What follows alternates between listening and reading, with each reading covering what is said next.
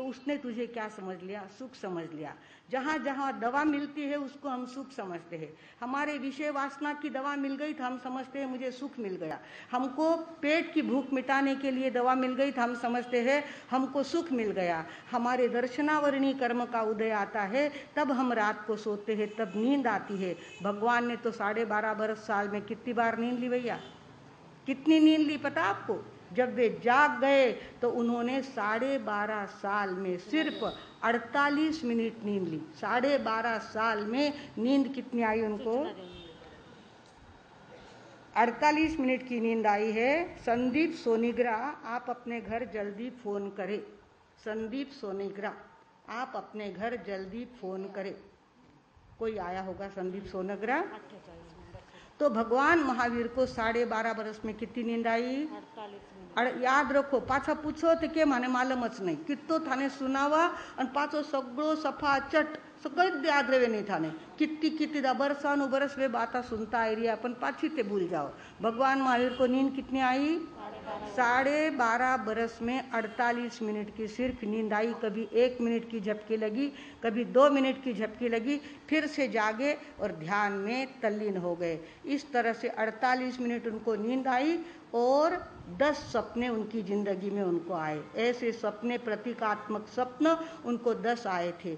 ऐसे हमारे भगवान महावीर जो कहते हैं कि जहाँ हमको नींद आती है, नींद आना यानी दर्शनावरणी कर्म का उदय। माँ के क्या नींद आवन लगी, मस्त गादी सोने मिल गई, वो दवा मिली है तुझे, तेरे कर्मों का उदय था और उस कर्मों का उदय भोगने के लिए तुझने दवा के रूप में बिस्तर का उपयोग किया। उसको हम सुख समझते हैं भागवानों। ये सुख जो है वो कैसा है? टेम्पररी है, सारा शरीर आश्रित है और मैं स्वयं आत्मा हूँ। इसका अनुभव स्वयं भगवान ने किया, तब अपने आप को झोंक दिया जंगल के विपरीत मार्ग में। उन्होंने देखा जाएगा तो क्या जाएगा? ये किराए का माल जाएगा, बाहर का माल जाएगा, मेरे अंदर का धन मेरे साथ है, वो कहीं जाने वाला नहीं है। और जन्म जन्म में 27 साल तक उन्होंने इतने पुण्य किए कि आगे चलकर उनके पहले जन्म के बांधे हुए कर्म थे, इस कारण से उनको नरक में 2 बार जाना पड़ा। भगवान महावीर को भी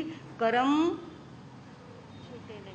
छूटते नहीं है, कर्म उनको भी उनका लिहाज करते नहीं है। भगवान महावीर के पहले जन्म में जब तक आत्मा का अनुभव नहीं हुआ था, उसके पहले जो उन्होंने कर्म बांधे थे, वे कर्म भुगतने के लिए उनको 2 बार नरक में जाना पड़ा। एक बार तिर्यंच गति में शेर के रूप में पैदा हुए और 14 बार मनुष्य हुए। कितनी बार? 14 बार मनुष्य हुए और 10 बार देवलोक की यात्रा करके आए, 10 बार देवलोक में जाके आए।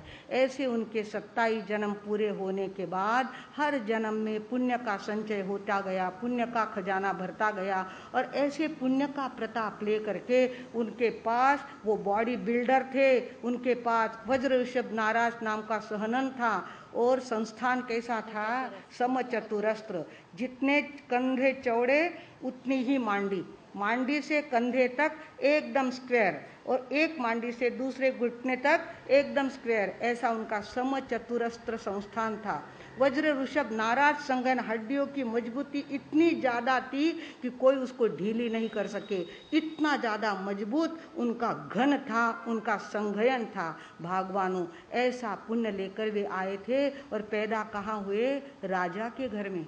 राजा के घर में पैदा हुए और राजा के घर में जब पैदा हुए तो उनका परिवार कितना बड़ा था। उनके मामा थे राजा चेटक। कहाँ के राजा थे वे? वैशाली। बिहार नगरी में वैशाली नाम की नगरी बहुत बड़ी थी और वहाँ राजा चेटक थे। चेटक के कितनी बेटियां थी? 7 बेटियां थी। तो 7 बेटियों के नाम क्या थे? चेलना, मृगावती, पद्मावती, शिवा, प्रभावती, ज्येष्ठा, इस प्रकार उनकी 7 बेटियां थी। और 7 बेटियों के पति भी कौन से थे? बलाढ़ राजा थे। बलाढ़ राजा थे राजा श्रेणिक, राजा शतानिक, दधिवाहन, चंड प्रद्योत, उदायन और नंदीवर्धन। नंदीवर्धन यानी भगवान महावीर के बड़े भाई, वे अपने मामा के कौन बन गए थे? जवाई बन गए थे। मामाची लेक माझी बायको, हे जे आपल्या महाराष्ट्रीयन लोकांमध्ये चालतं वो उस समय में भी था। भगवान महावीर के राजा चेतक के दामाद कौन बने? भगवान महावीर के बड़े भाई नंदीवर्धन। मामा के जवाई 7 प्रकार के 7 जवाई ऐसे बलाढ्य थे, जमीन के लिए जर जोरू और जमीन के लिए चाहे जब आह्वान स्वीकार करना, युद्ध के लिए तैयार होना और चाहे जितना युद्ध करना, चाहे जितनी दुश्मनी मोल लेना। एक तरफ तो वो इतना बड़ा परिवार भगवान महावीर का, जहाँ चंदनबाला भगवान महावीर की कौन थी? मामा की बेटी बहन धारिणी थी, उसकी बेटी कौन थी? चंदनबाला, दधिवाहन राजा की बेटी चंदनबाला।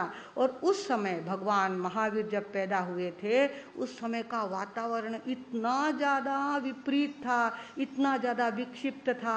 अभी हम कहते हैं अरे चारों तरफ इतना भयानक वातावरण हो गया है, कब बम्बार्डिंग होगी पता नहीं चलेगा, कब आग लगेगी पता नहीं चलता, कब शॉर्ट सर्किट हो जाएगा पता नहीं लगता, कब इतनी बरसात आ जाएगी और पूर आने लग जाएगा, इसका पता नहीं चलता। जैसे वातावरण है, हर जमाने में कोई न कोई टेंशन होता ही है। भगवान महावीर के जमाने में भी वातावरण इतना बिगड़ा हुआ था कि लोग धर्म के नाम पर कहते थे कि अगर आपने यज्ञ करवाया और उसमें गाय की बलि दी तो आपको स्वर्ग मिलेगा। इस तरह से उनको सिखाया जाता था। धार्मिक लोग सिखाते थे यज्ञ करो और बलि किसकी दो? गाय की दो। और आदमी की बलि दी तो फिर तो पूछना ही मत, आपको डायरेक्ट स्वर्ग मिलेगा। इस तरह से नर बलि देना, नरमेध करना, नरमेध, गोमेध, अश्वमेध, और यज्ञ में अगर घोड़े जलाए तब तो आपको निश्चित रूप से स्वर्ग मिलेगा। इस तरह से भोली जनता को तो जो समझाओ वो समझ जाते हैं, और धर्म के नाम पर धंधा करने वाले दुनिया में इतने लोग पैदा हो जाते हैं और इसके कारण धर्म के प्रति अनास्था निर्माण हो जाती है। तो भगवानों उस समय भी, भगवान महावीर के समय गोमेध, नरमेध, अश्वमेध ऐसे यज्ञ होते थे। दूसरी तरफ सरेआम जैसे आजकल जानवरों का बाजार भरता है, चाकन के अंदर गाय और बैल इतने बेचने के लिए आते हैं और कसाई लोग फटाफट उनको लेते हैं, कत्तल खाने में पहुंचाते हैं। कत्तल खाने वालों ने इतना बड़ा लाइसेंस लेके रखा है और वे सारे कत्तल खाने में जाते हैं और उनके टुकड़े हो जाते हैं। पहले जमाने में कायदा नहीं होते हुए बेकायदेशीर काम करना, ये तो आज के आदमी ने समझ ही लिया है।